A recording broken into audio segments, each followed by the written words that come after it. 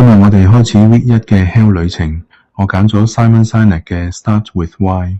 我想一開始就問你一個問題，你每日早晨個鬧鐘響起，掙扎住爬起身，逼入個地鐵，返到去公司，開電腦，覆 email， 開會，食晏，再開會，放工，返屋企，沖涼，瞓覺，然後第二日再重複。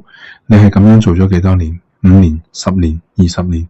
一個 Simon Sinek 喺佢本書 Start with Why 入面問得好尖銳嘅問題，你每日返工到底係為乜？ Simon Sinek 話得好直接，人們買嘅唔係你做乜，而係你點解要做。呢句說話嘅魔力在於，佢唔單止講緊顧客同企業嘅關係，佢其實係講緊你同你自己人生嘅關係。你每日放工咁多個鐘頭去換翻嚟嘅，唔係只係一份糧，而係你將你生命嘅能量兌換咗做啲咩？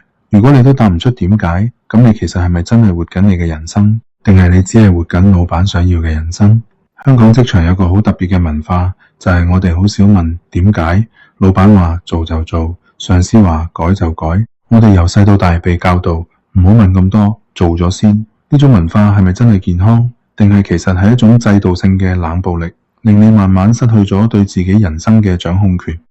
Sinek 提出咗一個叫做 Golden Circle 嘅框架，呢個框架由3個同心圓組成，最外面嗰層係 What， 即係你做乜；中間嗰層係 How， 即係你點做；而最核心嗰層係 Why， 你點解要做。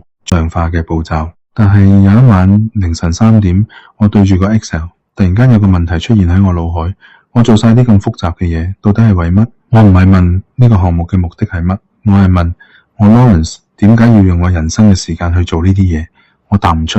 個畫面我到而家都記得好清楚，個 feeling 係一種好深嘅空虛，好似你行入咗一個隧道，但係你唔知出口喺邊。呢種情況唔係絕望嘅。Sinek 話尋找到你嘅 why 唔係一啲特別嘅人先至做得到嘅嘢，而係每一個人都可以做得到嘅練習。佢嘅方法論好簡單，你要開始由內而外諗嘢，唔係我做乜所以我有價值，而係我相信乜所以我做乜。呢個轉變對於我哋一班喺香港職場打滾咗成年累月嘅人嚟講，係一種治癒。因為當你開始問 why， 你就開始將掌控權由老闆手上，由制度手上攞翻嚟自己手上。